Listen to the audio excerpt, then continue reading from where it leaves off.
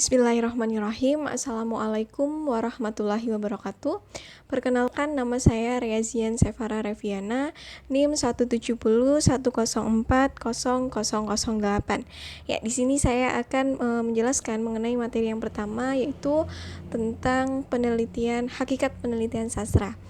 Ya, seperti yang diketahui bahwa penelitian sastra merupakan proses kegiatan yang meneliti proses bertemunya pencipta karya dengan karya sastra yang dihasilkan. Nah, di sini seperti yang diketahui bahwa karya sastra itu ya wujud kreativitas manusia. Nah, di dalam kegiatan penelitian sastra ini itu memiliki objek yang jelas, kemudian menggunakan pendekatan, teori, metode, dan kerangka teori yang digunakan. Selanjutnya, ada perbedaan penelitian sastra dengan penelitian lainnya. Nah, seperti yang sudah dijelaskan tadi, bahwa penelitian sastra ya kegiatan untuk meneliti sebuah karya sastra. Nah, berbeda dengan penelitian lainnya yang mungkin meneliti tentang sosial ataupun tentang yang dapat diteliti. Nah, tetapi di penelitian sastra ini ya yang dapat diteliti ya mengenai seputar karya sastra, baik itu novel, kemudian puisi, cerpen, dan lain sebagainya. Itu yang membedakan penelitian sastra dengan penelitian lainnya. Nah, mungkin bisa dibedakan dari pendekatan-pendekatan yang digunakan. Selanjutnya ada penelitian kualitatif. Penelitian kualitatif ini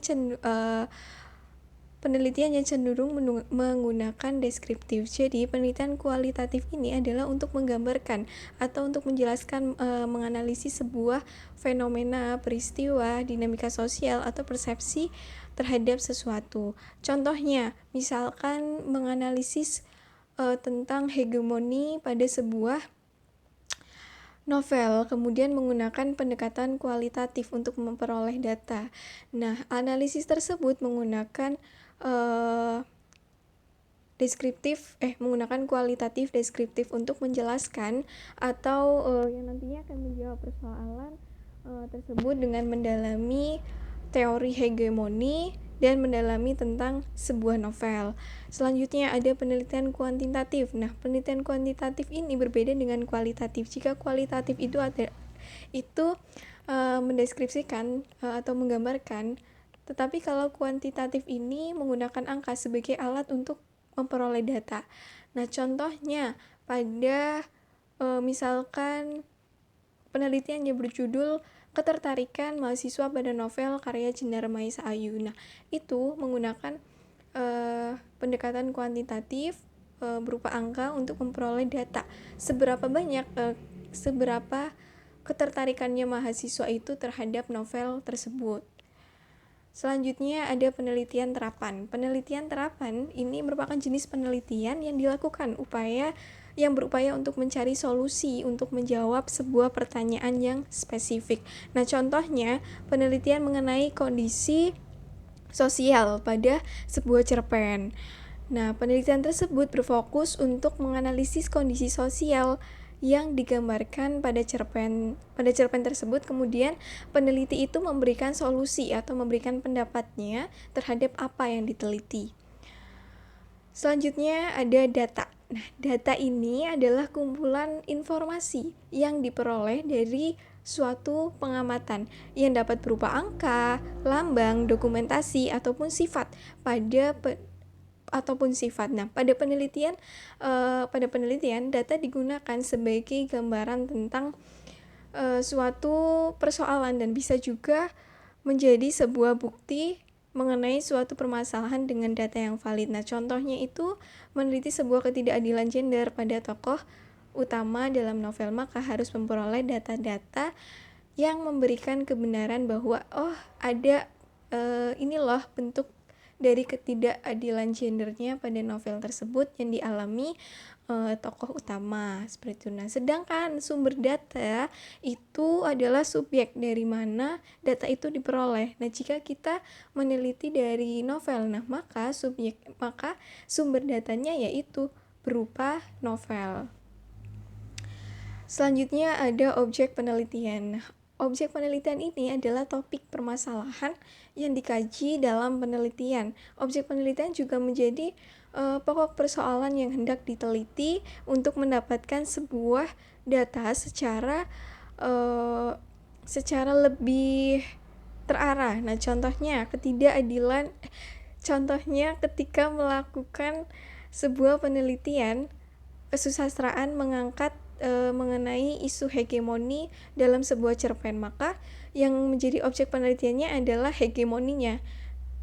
Kemudian mencari data dan teori untuk mengupas mengenai permasalahan hegemoni. Selanjutnya ada pendekatan penelitian. Nah, pendekatan penelitian ini adalah keseluruhan cara atau kegiatan dalam suatu penelitian yang dimulai dari perumusan masalah sampai membuat suatu simpulan. Nah, pendekatan penelitian ini ada dua macam, yaitu pendekatan kualitatif dan pendekatan kuantitatif. Selanjutnya, apa saja pendekatan yang digunakan dalam penelitian sastra? Itu ada pendekatan mimetik, yang merupakan pendekatan ini memandang karya sastra sebagai tiruan atau pembayangan dunia kehidupan nyata sebagaimana dikemukakan pertama kali oleh Plato dan Aristoteles. Kemudian ada pendekatan ekspresif. Nah, pendekatan ekspresif ini pendekatan yang memandang karya sastra sebagai pernyataan dunia batin pengarang. Kemudian ada pendekatan objektif. Pendekatan ini memandang karya sastra sebagai dunia otonom. Kemudian ada pendekatan pragmatik. Nah, pendekatan ini memandang makna karya sastra yang ditemukan oleh publik pembaca selaku penyambut karya sastra.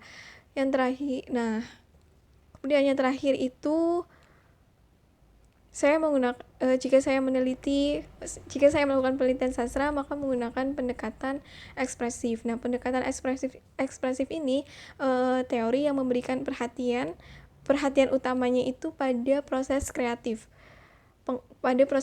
pengarang dan menciptakan karya sastra. Langkah kerjanya itu membaca. Untuk langkah kerjanya itu untuk membaca karya sastranya terlebih dahulu, kemudian menarik relevansi antar kisah-kisah dalam teks terhadap latar belakang kehidupan pengarang. Nah, kemudian menghubungkan dengan psikologi atau kejiwaan, sikap, pandangan hidup, dan pedoman kehidupan pengarang, baik dalam tradisi tempat tinggalnya maupun dalam kehidupan agama, masyarakat, bahkan rumah tangga.